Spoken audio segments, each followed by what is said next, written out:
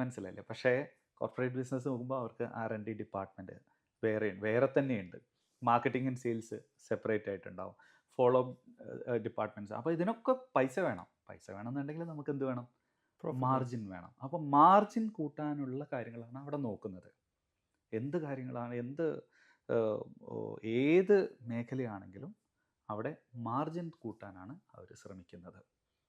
ഈ മാർജിനിൽ ഒരു വലിയ തോതും മാർക്കറ്റിങ്ങിലോട്ടാണ് അവരിറക്കുന്നത്. അപ്പം നമുക്ക് സെയിൽ കൂട്ടണം, മാർക്കറ്റിങ്ങിലോട്ട് ഇറക്കുന്നു. അതുപോലെ തന്നെ ഓപ്പറേഷൻ എഫിഷ്യൻസി കൂട്ടാനുള്ള ശ്രമമാണ് നടത്തുന്നത്. അവിടെ മറിച്ച് ചെറുകിട ഷോപ്സിൽ പോകുമ്പോൾ ഓപ്പറേഷണൽ എഫിഷ്യൻസി കൂടുന്നില്ല. കാരണം എന്തുവാ? നമ്മൾ തന്നെയാണ് എല്ലാം നോക്കുന്നത്.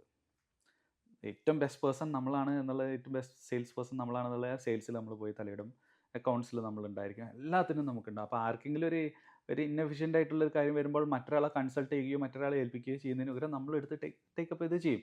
കാരണം നമുക്ക് അവിടെ കോസ്റ്റ് കൂട്ടാൻ പറ്റില്ല. എന്തുകൊണ്ടാണ് കോസ്റ്റ് കൂടാൻ പറ്റാത്തത്? മാർജിൻ ഇല്ല, പ്രോഫിറ്റ് ഇല്ല. മറ്റൊരാളെ അഫോർഡ് ചെയ്ത് ചെയ്യാൻ മാത്രമുള്ള പ്രോഫിറ്റ് ഇല്ല, അല്ലെങ്കിൽ അതൊരു ലോസ് ആണ് എന്നുള്ള രീതിയിൽ കൈകാര്യം ചെയ്യുന്നത്. എന്ന് നമ്മൾ ഇത് മറ്റുള്ള ആളുകളെ ഏൽപ്പിച്ച് അവരെ മോണിറ്റർ ചെയ്ത് അതിന് കൂടുതൽ സമയം കണ്ടെത്തി അവരെ മോൾഡ് ചെയ്തെടുത്തിട്ട് മുകളിലോട്ട് കൊണ്ടുവരുന്നു. അതുവരേക്കും അത് ചെറുകിട ബിസിനസ് ആയിട്ട് തന്നെ നിൽക്കും. അപ്പോൾ ഞാൻ ഇന്ന് സംസാരിച്ച് തുടങ്ങുന്നത് തന്നെ നമ്മളെ മുമ്പിലുള്ളത് ഇത്തരത്തിലുള്ള ഒരു മിഡിൽ ആളുകളാണ്. അവിടെ എന്ന് വെച്ചാൽ ഇതിൽ നിന്ന് രക്ഷപ്പെടണമെന്ന് താല്പര്യമുള്ള ആളുകളാണ്. നമ്മളെ കേൾക്കാനും ഉള്ള ആളുകൾ, നമ്മൾ കേട്ടുകൊണ്ടിരിക്കുന്ന ആളുകളും ഇതിൽ നിന്ന് രക്ഷപ്പെടണം എന്നുള്ള ആളുകളാണ്. ഇവിടെ നമുക്ക് എന്ത് ചെയ്യാൻ പറ്റും? നമ്മളെ കോൺട്രിബ്യൂഷൻ എന്താണ്? കാരണം ഇവിടെ ഞാനൊക്കെ ഒരുപാട് ട്രൈ ചെയ്യുന്നുണ്ട്. നമ്മുടെ ടീമിനെയൊക്കെ പുതിയ ഐഡിയാസ് കൊടുക്കാനും പുതിയ ക്ലാസ്സുകൾ നൽകുന്നുണ്ട്, ട്രെയിനിങ്ങുകൾ നൽകുന്നുണ്ട്. പക്ഷേ ഈ ഒരു പ്രശ്നമുണ്ട്. ഈ ഒരു മിഡിൽ ക്ലാസ് എന്നതുകൊണ്ട് തന്നെ, നമ്മൾ ബിസിനസ് ചെയ്യുന്നതുകൊണ്ട് തന്നെ മൈൻഡ് സെറ്റ് പെട്ടെന്നൊന്നും മാറി വരുന്നില്ല. ഞാനതിനെക്കുറിച്ച് മനസ്സിലാക്കിയത് ക്ലാരിറ്റിയുടെ കുറവുണ്ട്. ക്ലാരിറ്റി അവർക്കില്ല. ഞാനെപ്പോഴും ചിന്തിക്കുക, എനിക്ക് കിട്ടിയ ക്ലാരിറ്റിയാണ് എനിക്ക് അവർക്ക് കൊടുക്കാൻ പറ്റും. അപ്പോൾ അതിൻ്റെ ഒരു കുറവ് അവിടെ ഉണ്ടാവാം. ചില കാര്യങ്ങളൊക്കെ നമ്മൾ പറഞ്ഞു കൊടുത്ത് അവർക്ക് വളരെ വിശദമായി കൊടുത്തതിന് ശേഷം തിരിച്ചിങ്ങോട്ട് പറയിപ്പിക്കുന്നുണ്ട്. എന്താണ് ഞാനിപ്പോൾ പറഞ്ഞത് മനസ്സിലായോ? ഇന്ന കാര്യങ്ങൾ നെക്സ്റ്റ് വീക്കിൽ വരുമ്പോൾ ഇന്ന സ്ഥലങ്ങളൊക്കെ മാറുമല്ലോ. മാറും. പക്ഷെ നെക്സ്റ്റ് വീക്ക് ചെല്ലുമ്പോഴും കാണാം സെയിം തന്നെ, ആ പഴയത് തന്നെ. അയാൾ അവിടെ ഉണ്ടായിരുന്ന ആൾ നമ്മൾ പോയി കഴിഞ്ഞാൽ ഉടനെ ടെലിഫോണിലേക്ക് പോകുന്നു. ബിസിനസ്സിൻ്റെ ഡെവലപ്പുമായിട്ടൊന്നും അവർ എൻഗേജ്ഡ് അല്ല ടീം.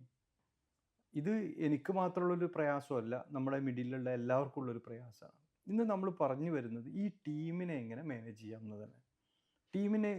നമ്മൾ ടീമിനെ മാനേജ് ചെയ്തിട്ടാണല്ലോ നമുക്ക് മേലോട്ട് കയറി വരാൻ പറ്റും. അപ്പോഴാണ് നമുക്ക് ശ്വാസം വിടാനും പറ്റുക. കാരണം ടീം കൃത്യമല്ലെങ്കിൽ ആണ് ഈ പ്രശ്നം അത് ഉടനെ താഴേക്ക് വരുന്നത്.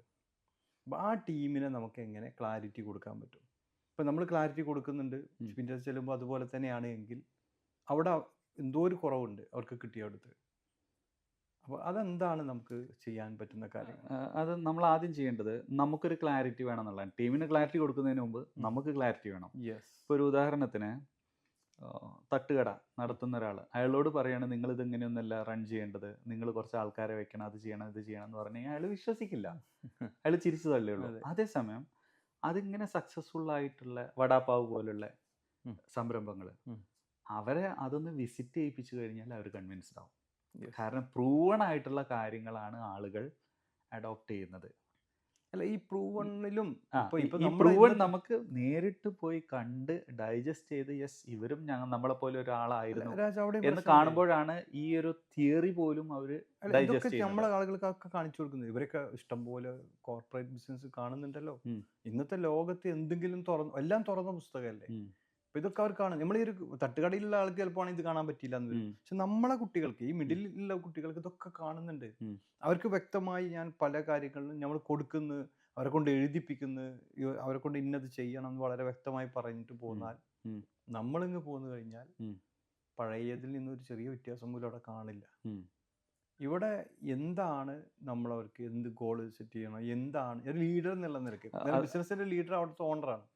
ലീഡർ എന്ന നിലയ്ക്ക് ഏതൊക്കെ സ്റ്റെപ്പിലൂടെയാണ് അവരെ ലീഡ് ചെയ്യുക? ഞാൻ പണ്ടൊരു അഡ്വക്കേറ്റ് ഒരു പുസ്തകം എടുക്കാൻ പറഞ്ഞ ഒരു സ്റ്റോറി പറഞ്ഞിട്ടുണ്ടായിരുന്നു.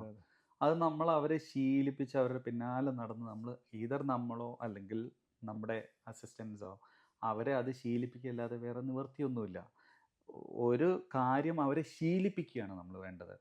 ശീലമാവാതിരിക്കുന്നിടത്തോളം നമ്മൾ പറയുമ്പോൾ അവർ കേൾക്കും, അല്ലാത്തപ്പോൾ അവരത് വിട്ട് അവരുടെ ശരികൾ പണ്ട് എന്തൊക്കെയോ ശരികളായിരുന്നു, മനസ്സിലായില്ലേ? അതുകൊണ്ടാണ് അവരത് അതിൽ നിന്ന് മാറത്. ഇപ്പോൾ ഉദാഹരണത്തിന് നമ്മുടെ നാട്ടിൽ ഈ വിറകടുപ്പിൽ നിന്ന് മാറി ഗ്യാസിലോട്ട് മാറാൻ അതെ, അതെ. നേരത്ത് ഭയങ്കര ഒബ്ജക്ഷൻ ആയിരുന്നു. പ്രശ്നങ്ങളാണ്.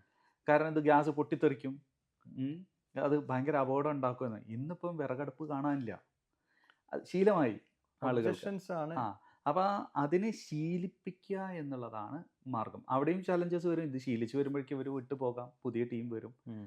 മനസ്സിലായില്ലേ? അപ്പം അപ്പൊ ഇങ്ങനെയുള്ള ഈ ഓണറിന് ഒബ്ജക്ഷൻസ് ഒക്കെ ഉണ്ട്. എന്നും പണിയാ. ആരിത് ശീലിപ്പിക്കുന്നു എന്നുള്ളതാണ്. ഇത് എന്നതാ. സ്ട്രക്ചറൽ വേസിൽ കൊണ്ടുപോകാം. അവിടെയും അവിടേക്കും ലാഭം ഉണ്ടെങ്കിലേ നമുക്ക് എന്ത് ചെയ്യാൻ ലാഭം പറ്റുള്ളൂ. ഉണ്ടെങ്കിലേ പറ്റൂ. ആ. പിന്നെ അതിന്റെ പുറമെ ഒന്നും കൂടെ കോർപ്പറേറ്റ് ആയാലേ അവിടെയൊക്കെ സ്ട്രക്ചറൽ വേ സ്ട്രക്ചറൽ ശീലിപ്പിക്കലൊക്കെ വേ, നടക്കൂ. അതെ. ഈ താഴെയുള്ളവർക്ക് മുകളിലേക്ക് കയറി വരാനുള്ള തടസ്സങ്ങളാണ് ഇതെല്ലാം. ഉം. കാരണം ഇത് ഒന്നും ഇങ്ങനെ ശീലിപ്പിച്ച് ഉഷാറായിട്ട് ഇങ്ങനെ വരുമ്പോഴത്തേക്ക് പോകാനായിട്ടുണ്ടാവും.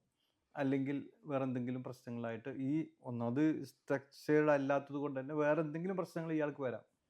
കാരണം പല ലൂസ് സിസ്റ്റം ഉണ്ടാവും, അതൊക്കെ മിസ്യൂസ് ചെയ്യപ്പെടാം.